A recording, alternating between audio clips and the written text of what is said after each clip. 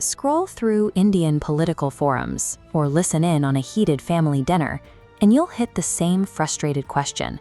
Would India be better off trading its chaotic, gridlocked democracy for a benevolent dictator? Singapore's founding father, Lee Kuan Yew, argued this point explicitly. He believed that for developing nations, democratic procedures get in the way of good governance. In Lee's view, the clean, straight-line growth of an authoritarian state stands in stark contrast to the tangled, erratic path of a democracy, slowed by populist voting and shifting coalitions. The results of that efficiency are hard to ignore.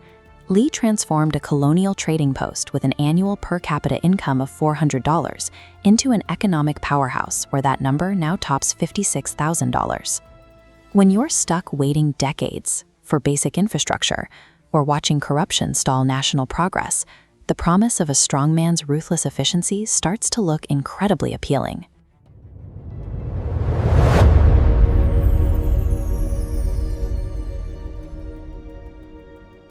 That appeal stands in direct opposition to the vision laid out by India's first Prime Minister, Jawaharlal Nehru. Nehru looked at India's staggering scale, its hundreds of languages, and its complex religious tapestry, and concluded that a nation this diverse could only be held together through democratic tolerance and self-discipline. Force would shatter it. Yet over 75 years later, the daily reality of Indian politics is a slow, gridlocked grind. For many citizens, that founding vision feels like a failed promise. It raises a tension that hasn't gone away. Whether the democratic system is a vital shield for a billion diverse voices or a heavy anchor slowing down the country's growth. India actually doesn't have to guess what a dictatorship looks like. We just have to look back to June 25, 1975. Facing immense political unrest and a court verdict threatening her power, Prime Minister Indira Gandhi declared a national emergency. There were no tanks in the streets, no violent military coup. The entire subversion was orchestrated from within the halls of government.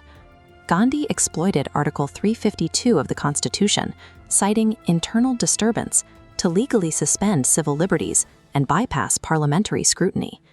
It proved that authoritarianism doesn't have to break into a democracy. It can walk right through the front door and use the Constitution itself to lock the nation in from the inside. Overnight, dynamic political debate was replaced by an emergency culture built entirely on absolute state compliance and fear. Over 100,000 political opponents, activists, and students were jailed without trial. The state enforced brutal mass sterilization campaigns while simultaneously silencing the free press. The government then pushed through the sweeping 42nd Amendment. This legally stripped power from the courts and hyper-centralized authority directly into the hands of the executive branch.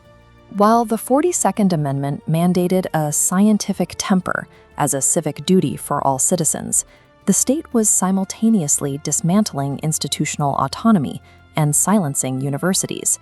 Instead of creating a utopian society of discipline, the era forced bureaucrats, judges, and ordinary citizens to adopt sycophancy. Survival meant unquestioning loyalty to the leader.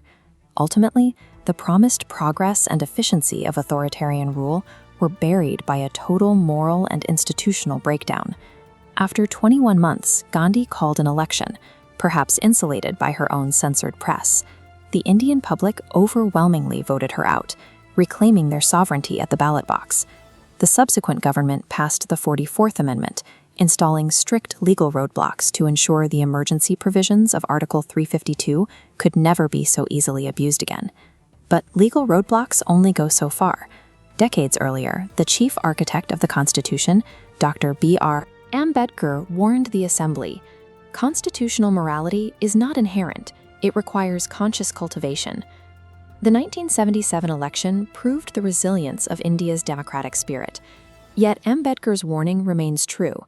Carefully worded laws cannot save a democracy if the culture stops fighting to uphold it. Today, human rights groups and critics frequently draw parallels to the 1970s, raising alarms about an undeclared emergency under Prime Minister Narendra Modi. Modern democratic decay rarely relies on overt martial law. Instead, it operates through sophisticated institutional capture, overwhelming narrative dominance, and the slow, strategic neutralization of dissenting voices. Democracy is undeniably slow, messy, and frustrating, but the ghost of 1975 proves that the benevolent dictator is a dangerous myth. When you trade your democratic rights for the promise of rapid efficiency, those freedoms are reduced to mere privileges the state can revoke any time.